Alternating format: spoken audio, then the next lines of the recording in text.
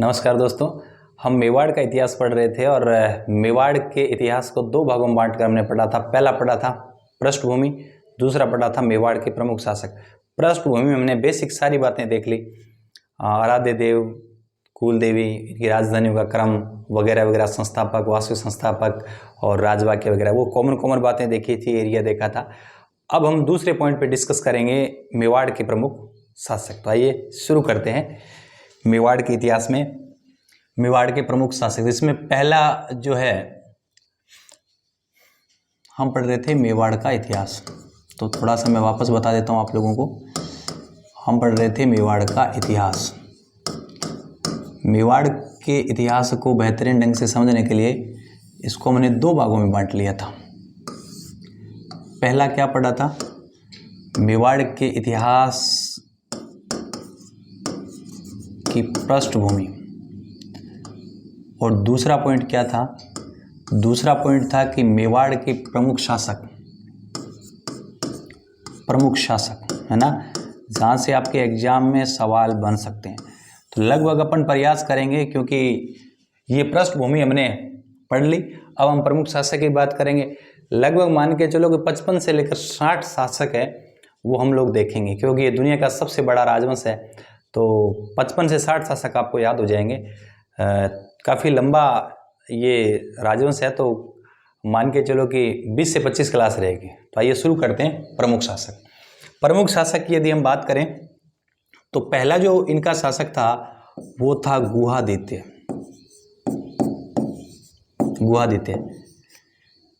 Story क्या है वो सुनिए। कहते हैं कि इनके पिता का नाम था शीलादित्य और इनकी माता का नाम था पुष्पावती। तो याद रखिए, शीलादित्य प्लस पुष्पावती बराबर एक बालक का जन्म हुआ, एक पुत्र का जन्म हुआ। और वो जन्म हुआ था, वो गुफा में हुआ था। गुफा को हम गुहा बोलते हैं। गुफा या गुहा में जन्म होने के कारण इस बालक का नाम है वो रखा गया गुहादित्य। याद रह जाएगा, गुहादित्य। तो क्या नाम रखा गया? गुहादित्य नाम रखा गया, गुफा में जन्म होने के कारण। इसी गुहादित्य ने आगे चलकर कहते हैं 566 ईस्वी में जिस राजवंश की स्थापना की, तो ये हो जाएगा इनका संस्थापक, जैसा कि हमने पृष्ठभूमि में पढ़ा। इस वजह से गुहादित्य संस्थापक है, इसलिए राजवंश का भी नाम क्या हो जाएगा? गुहिल। राजवंश का नाम क्या हो जाएगा? गुहिल। तो ये बात आप लोगों को याद रखना है। तो मोटा मोटी यही बात समझना है कि गुफा में जन्म होने के कारण गुहादित्य कहलाया और राजवंश का नाम गुहिल हो गया। ये 566 के आसपास कहते हैं कि ये उन्होंने गुहिल राजवंश की स्थापना कर दी थी। ठीक है, गुहादित्य एक ही बात याद रखनी है, संस्थापक, बस। अब नेक्स्ट शासक हम लोग पढ़ेंगे। गुहादित्य के बाद नेक्स्ट शासक होते हैं, वो होते हैं बापा रावल। नेक्स्ट शासक होते हैं बापा रावल। बापा रावल की उपाधि मिलती है कालभोज। बापा रावल या इसकी उपाधि है क्या? कालभोज। इसकी उपाधि क्या है? चकवे। इसकी उपाधि क्या है? चकवे। इसकी उपाधि क्या है? राजगुरु। तो पहले तो बापा रावल की उपाधि आप देख लीजिए। उपाधि बहुत इंपॉर्टेंट है। एक तो चकवे हो जाएगा, एक राजगुरु हो जाएगा, एक कालभोज हो जाएगा। बहुत ज़्यादा इंपॉर्टेंट ये उपाधि है, जहाँ से एग्जाम में सवाल पूछे जाते हैं। कहते हैं कि इनके गुरु का नाम, बापा रावल के गुरु का नाम था हारित ऋषि। बापा रावल के गुरु का नाम था हारित ऋषि। ठीक है, ये जैसे आप मेवाड़ देख रहे हो, ये राजस्थान के मानचित्र में ये वाला पार्ट है, वो मेवाड़ है ना, मेवाड़। कहते हैं कि इस इलाके में हारित ऋषि की ये गायें चराता था बापा रावल। हारित ऋषि की गायें चराता था। कहते हैं कि हारित ऋषि के आशीर्वाद से कहते हैं कि बापा रावल ने 734 ईस्वी में चित्तौड़गढ़ दुर्ग जीत लिया। चित्तौड़गढ़ जीता, किससे जीता? ये जीता मानमोरी से, मौर्य शासक इससे मानमोरी से। तो याद रखिए कि हारित ऋषि के आशीर्वाद से बापा रावल ने 734 में चित्तौड़गढ़ जीत लिया। और क्या किया? और आपको याद रखना है, नागदा को क्या बनाया? बापा रावल ने बनाया राजधानी। नागदा सर कहाँ है? नागदा पड़ती है उदयपुर में। नागदा में राजधानी बनाया। उसके अलावा नागदा में सास बहू का मंदिर भी बनाया। ठीक है। इसके बाद आपको याद रखना है, यहाँ उदयपुर के अंदर एक जगह है कैलाशपुरी। और याद ध्यान से सुनना, इस कैलाशपुरी में उन्होंने एकलिंग जी का मंदिर बनाया। किसका मंदिर? एकलिंग जी का मंदिर। बहुत ज़्यादा इंपॉर्टेंट है। एकलिंग जी को ये मानते थे, क्या मानते थे?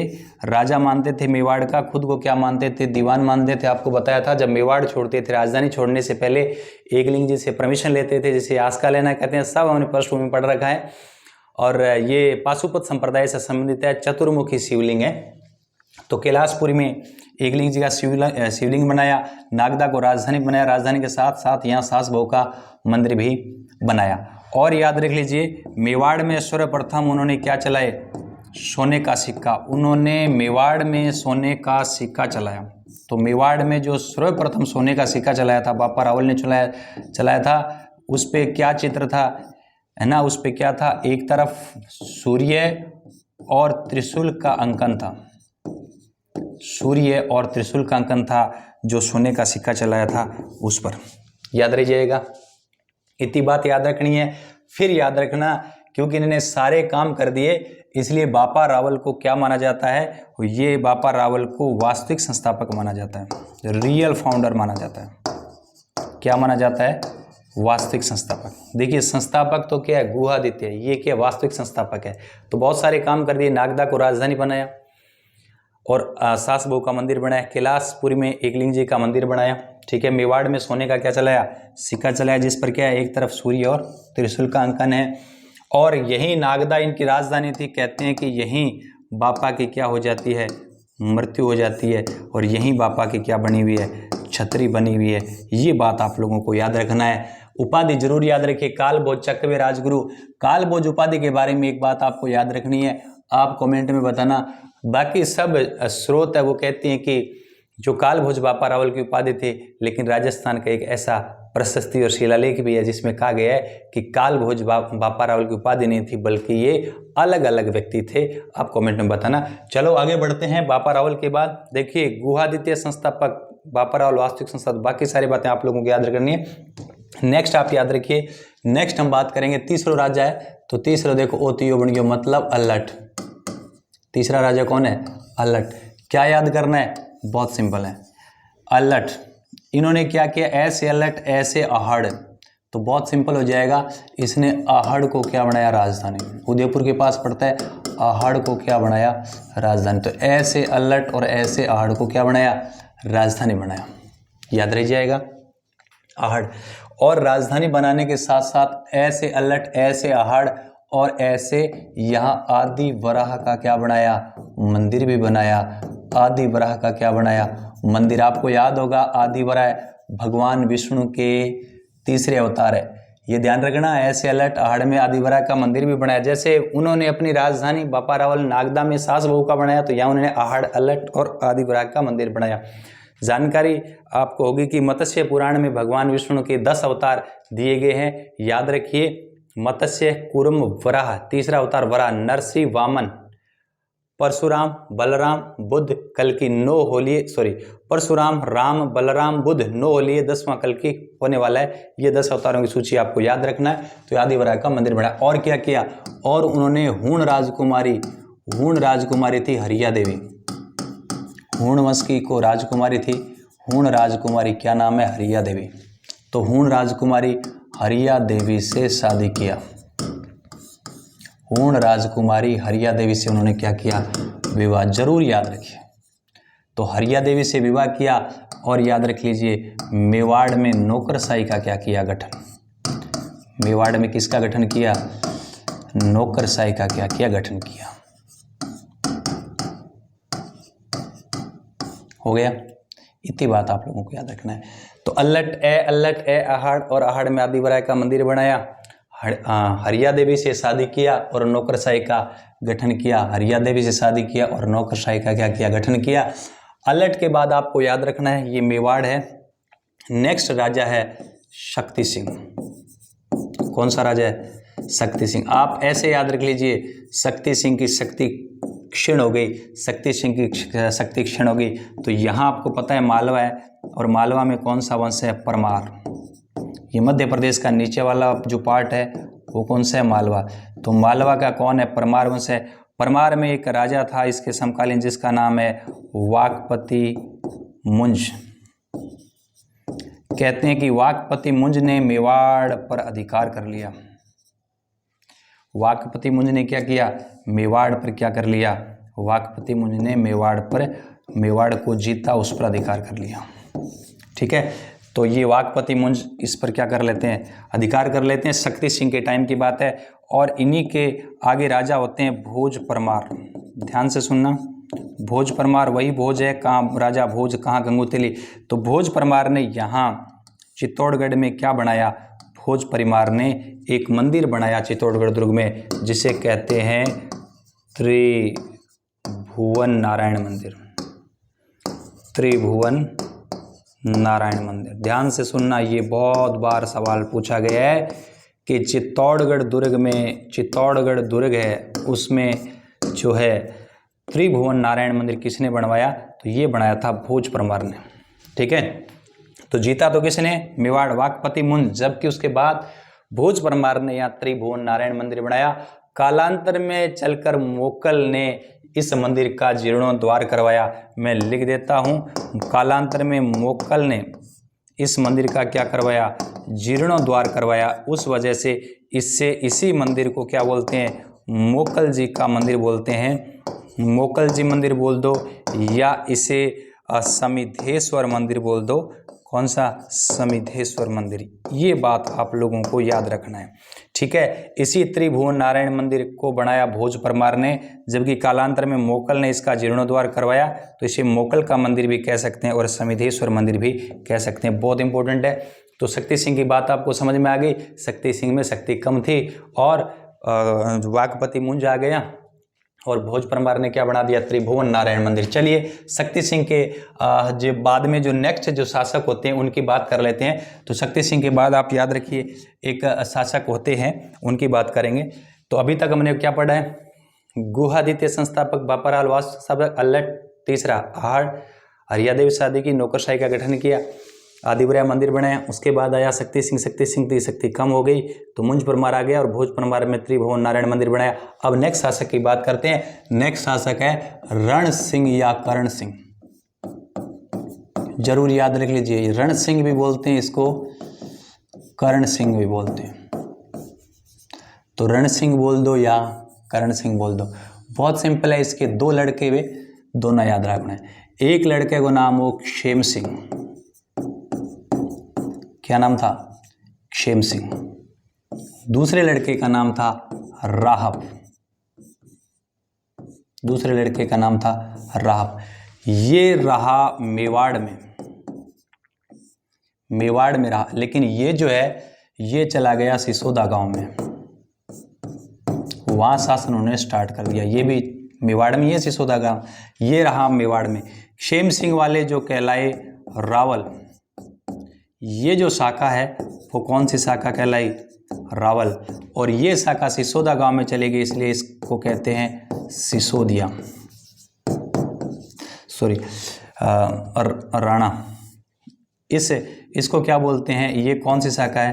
राणा। ये अपने नाम के आगे लगाएंगे राणा, ठीक है, ये लगाएंगे रावल।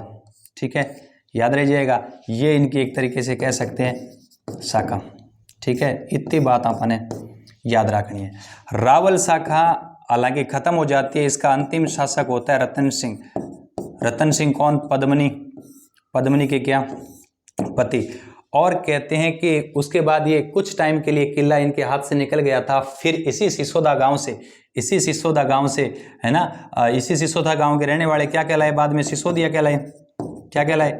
सिसोदिया, और इसी गांव से एक आया था हमीर सिसोदिया, हमीर सिसोदिया, और हमीर सिसोदिया ने आकर वापस चित्तौड़गढ़ का किला जीता था, है ना। वापस उन्होंने चित्तौड़गढ़ का किला क्या किया था, जीता था। तो इसके बाद हम ये पढ़ते हैं कि हमीर सिसोदिया है वो सिसोदा गांव से आकर पुणे, बात है 1326 ईस्वी की, तब चित्तौड़गढ़ का किला पुणे जीता। इसलिए हमीर के बाद जो शासक होंगे उनके लगाएंगे हमीर सिसोदिया, और इससे पहले आपको पता है ये गोहिल है, और ये क्योंकि रावल शाखा थी, है ना, तो ये रावल शाखा का अंतिम कौन हो जाएगा, रतन सिंह। उसके बाद कौन सी शाखा आ जाएगी, राणा। राणा पहला कौन सा हो जाएगा, हमीर सिसोदिया, वो प्रथम राणा हो जाएगा, और अंतिम रावल कौन है, रतन सिंह। याद रह जाएगा, ये अंतिम रावल शाखा का है। तो ये स्टोरी जो है ये भी थोड़ा थोड़ा आप याद रख लीजिए। तो मोटा मोटी बात याद रख लीजिए, रण सिंह या कर्ण सिंह के टाइम दो शाखा बंट गया, क्षेम सिंह मेवाड़ में रहा, ये रावल शाखा, और राहब चला गया सिसोदिया गांव में, तो वो राणा शाखा और वो सिसोदिया कहलाए। तो ये थोड़ा थोड़ा आप लोगों को याद रखना है। तो ठीक है, हमने पढ़ लिया रण सिंह के बारे में। रण सिंह के बाद हमने क्या पढ़ लिया, क्षेम सिंह भी पढ़ लिया, क्योंकि मेन सीरीज यही है। अब क्षेम सिंह के बाद नेक्स्ट हम देखेंगे आगे के कौन से शासक होते हैं। क्षेम सिंह के बाद आप याद रखिए जेत्र सिंह। क्षेम सिंह के बाद याद रखना जेत्र सिंह। जेत्र सिंह की एक स्टोरी सुनिए आप लोग। जेत्र सिंह के टाइम ये मेवाड़ है, मेवाड़ में कौन है, मेवाड़ में है जेत्र सिंह। ठीक, ये क्या है, ये दिल्ली है। दिल्ली में कहते हैं उन्होंने 6 सुल्तानों का समय देखा, लेकिन इसके समकालीन एक राजा जरूर याद रख लीजिए, इल्तुतमिश। कौन है, इल्तुतमिश। दिल्ली का सुल्तान कौन, इल्तुतमिश। कहते हैं कि इल्तुतमिश सेना लेकर इधर आया और इधर जेत्र सिंह आया, और इन दोनों के बीच में कई युद्ध हुए, लेकिन एक युद्ध जो 1227 को हुआ वो बहुत इंपॉर्टेंट है। इन दोनों के बीच में युद्ध हुआ, और वो युद्ध है भूताला का युद्ध। कौन सा युद्ध है, भूताला का युद्ध। और कहते हैं भूताला के युद्ध में इल्तुतमिश की हार और जेत्र सिंह की क्या हुए, जीत। तो ऐसे याद रखिए कि इल्तुतमिश को हराया भूताला के युद्ध में किसने, जेत्र सिंह। कहते हैं हालांकि ये जो है इन्होंने, इल्तुतमिश ने नागदा को नष्ट कर दिया था, है ना। इल्तुतमिश ने कई हमले किए, इसमें नागदा नष्ट हो गई, ये भी मैं बात लिख देता हूँ।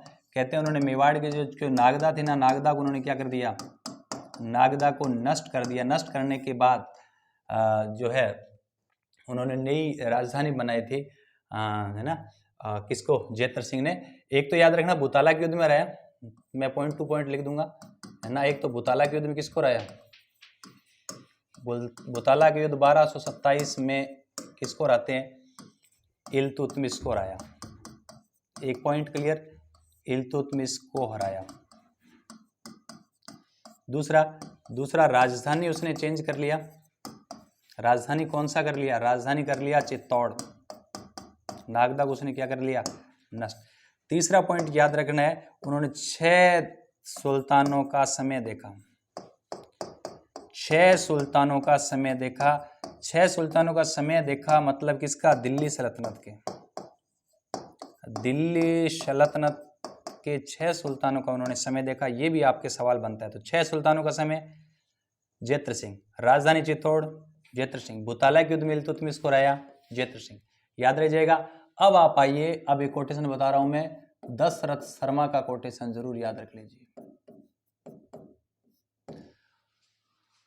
मध्यकालीन मेवाड़ के मध्यकालीन इतिहास का स्वर्णिम काल। तो याद रख लीजिए क्या बताते हैं, मेवाड़ का मध्यकालीन जो इतिहास है उसको इसने क्या बताया, स्वर्णिम काल बताया। कहने का मतलब मध्यकालीन मेवाड़ के इतिहास को स्वर्णिम काल किंग के टाइम को इल्तुतमिश के टाइम का था, ठीक, सॉरी, जेत्र सिंह के टाइम का था। तो मध्यकालीन मेवाड़ के इतिहास का स्वर्णिम काल किसके टाइम का, जेत्र सिंह। जेत्र सिंह में 3-4 बातें, भूताड़ा के युद्ध में इल्तुतमिश को हराया, चित्तौड़ को राजधानी बनाए, 6 सुल्तान को समय देखा, और मध्यकालीन मेवाड़ का स्वर्णिम काल। बस ये हो गया जेत्र सिंह। जेत्र सिंह के बाद नेक्स्ट याद रखिए, जेत्र सिंह के बाद नेक्स्ट अपन याद रखना है तेज सिंह। जयेंद्र सिंह के बाद नेक्स्ट आपको याद रखना है तेज सिंह। तेज सिंह के समय एक चित्रकार है जिसका नाम है कमल चंद्र। कमल चंद्र मैं ब्रैकेट में लिख रहा हूं, ये क्या चित्रकार है। इस कमल चंद्र ने मेवाड़ चित्र शैली का प्रथम चित्र बनाया। मेवाड़ चित्र शैली का प्रथम चित्र बनाया। उस चित्र का मैं नाम लिख रहा हूं। उस चित्र का नाम है, कमल चंद्र ने बनाया था ना, उस चित्र का नाम है श्रावक प्रतिक्रमण सूत्र चूर्णी। श्रावक प्रतिक्रमण सूत्र चूर्णी, ये मेवाड़ चित्र शैली का प्रथम चित्र है। श्रावक प्रतिक्रमण सूत्र चूर्णी। तो मेवाड़ चित्र शैली का प्रथम चित्र तेज सिंह के टाइम बना, कमल चंद्र ने बनाया। चित्र का नाम है श्रावक प्रतिक्रमण सूत्र चूर्णी। ये कहाँ बनाया? ये उन्होंने बनाया आहाड़ में बनाया। और किस पर बनाया? ये बनाया ताड़पत्र पर बनाया। तो आहाड़ में बनाया, ताड़पत्र पर बनाया। ठीक है, इतनी बात याद रखनी है। फिर आप याद रख लिए तेज सिंह के बाद आएगा समर सिंह। समर सिंह का बहुत ज्यादा मैटर नहीं है। समर सिंह के दो लड़के थे, एक का नाम था रतन सिंह। एक का नाम क्या था? रतन सिंह। और एक का नाम था कुंभकर्ण। एक का नाम क्या था? कुंभकर्ण। तो रतन सिंह तो मेवाड़ का राजा बना, ठीक है, जिसकी पत्नी का नाम क्या था? पद्मिनी। वो ही रतन सिंह, पढ़ेंगे डिटेल में। एक इसका भाई कुंभकर्ण, वो कहाँ चला गया? नेपाल चला गया। और नेपाल में किसकी स्थापना कर दी? गुहिल वंश की। नेपाल में गुहिल वंश की क्या कर दी? स्थापना। नेपाल में गुहिल वंश की क्या कर दी? स्थापना। तो ये बात आप लोगों को याद रखनी है। तो नेक्स्ट हम क्या पढ़ेंगे? तेज सिंह के बाद समर सिंह और रतन सिंह। ठीक है, ये आपका रतन सिंह पढ़ेंगे हम लोग, पद्मिनी की स्टोरी बताएंगे। थोड़ा सा अपन रिवीजन कर लेते हैं, अभी तक हमने क्या पढ़ा है। तो मेवाड़ को जैसा कि आपको याद है 2 भागों में बांटा था। पहला था पृष्ठभूमि, जिसको हमने पिछली क्लास में देखा। आज हम दूसरे पॉइंट को डिस्कस करने वाले थे, शासक। तो शासक में फटाफट रिवीजन करवा देता हूँ। एक बार डिटेल में पढ़ने के बाद दोबारा जब आप रिवीजन करोगे तो पिन पॉइंट याद रखिए। जैसे गुआदित्य संस्थापक है 566, बापा रावल वास्तविक संस्थापक 734, हरित ऋषि के आशीर्वाद से चित्तौड़गढ़ का किला मानमोरी से जीता, सोने का सिक्का, नागदा को राजधानी, सास बहू का मंदिर और कैलाशपुर में एकलिंग जी का मंदिर। ये सब पता आप लोगों को। काल भोज चकवे चकवे हालगुरु वास्तविक संस्थापक। उसके बाद तीसरा अल्लट आहाड़ राजधानी, आदिब्राह का मंदिर, हरिया देवी से शादी, नौकरशाही का गठन। फिर आया शक्ति सिंह की शक्ति कम हो गई, वाकपति मुंज आ गया, जीत लिया। उसके बाद भोज परमार ने चित्तौड़गढ़ में त्रिभुवन नारायण मंदिर बनाया। बाद में मोकल ने इसका जीर्णोद्धार करवाया, मोकल जी का मंदिर या स्मृतिश्वर मंदिर कहते हैं। फिर जो शक्ति सिंह का जो लड़का एक क्षेम सिंह जो कहाँ रहा? मेवाड़ में, वो तो कहलाया रावल शाखा। एक जो था राहप, वो चला गया सिसोदा गांव में, वो कहलाए राणा शाखा। ठीक है, तो रावल शाखा का अंतिम शासक ये होता है रतन सिंह। फिर क्षेम सिंह बैठता है, शक्ति सिंह के बाद क्षेम सिंह। फिर हमने पढ़ा जयेंद्र सिंह जिसने इल्तुतमिश को भूताला के युद्ध में हराया, 6 सुल्तानों का समय देखा और चित्तौड़गढ़ को राजधानी बनाया। इल्तुतमिश का काल मेवाड़, मध्यकालीन मेवाड़ के इतिहास का स्वर्णिम काल है। फिर हमने जयेंद्र सिंह के बाद पढ़ा तेज सिंह। तेज सिंह के टाइम कमल चंद्र ने आहाड़ पर ताड़पत्र पर मेवाड़ चित्र शैली का प्रथम चित्र बनाया, श्रावक प्रतिक्रमण सूत्र चूर्णी। तेज सिंह के बाद आया समर सिंह। समर सिंह के जीवन की खास उपलब्धि नहीं है, और इनके 2 लड़के रतन सिंह जो पद्मिनी के पति होते हैं वो तो यहीं रहे, और रावल शाखा की अंतिम शासक है। और उनके एक लड़के कुंभकर्ण कहाँ चले गए? कुंभकर्ण नेपाल में चले गए, जहाँ नेपाल में गुहिल वंश की स्थापना कर दी। अब हम पढ़ेंगे, नेक्स्ट पढ़ेंगे कि रतन सिंह जो रावल शाखा के अंतिम शासक होते हैं, उनका पूरा इतिहास पढ़ेंगे। क्योंकि रतन सिंह पढ़ेंगे तो काफ़ी लंबा चौड़ा इसका मैटर है, थोड़ा टाइम लंबा लगेगा। तो इस क्लास में आज हमने पढ़ा है रतन सिंह के पहले तक का इतिहास, मतलब समर सिंह तक का इतिहास पढ़ लिया। और उम्मीद करता हूँ कि बढ़िया से आपको याद हो गया होगा। देखो, पढ़ने की एक रीति होती है, एक नीति होती है, एक सिस्टम होता है। अब पेज पढ़ोगे, घंटे काउंट करोगे तो कोई मतलब नहीं है। आप गुणवत्तापूर्ण पढ़िए, स्किल डालिए पढ़ाई के अंदर कि एक बार आपने पढ़ लिया, कंसेप्ट क्लियर हो गया। मैं फिर कह रहा हूँ आप लोगों को, हम पूरे ये जो पढ़ेंगे, मैंने कहा ना 55 से 60 शासक हो जाएंगे, और आपको 55 से 60 शासक बिना किसी ट्रिक से आपको याद हो जाएगा, भूलोगे भी नहीं। क्योंकि जब तक हम कंसेप्ट क्लियर नहीं करेंगे तब तक कोई मतलब नहीं है। तो पढ़ने का जो ढंग है उसी ढंग से ही पढ़िए। तो मिलते हैं बहुत जल्द, नेक्स्ट क्लास में पढ़ेंगे रतन सिंह। Thank you.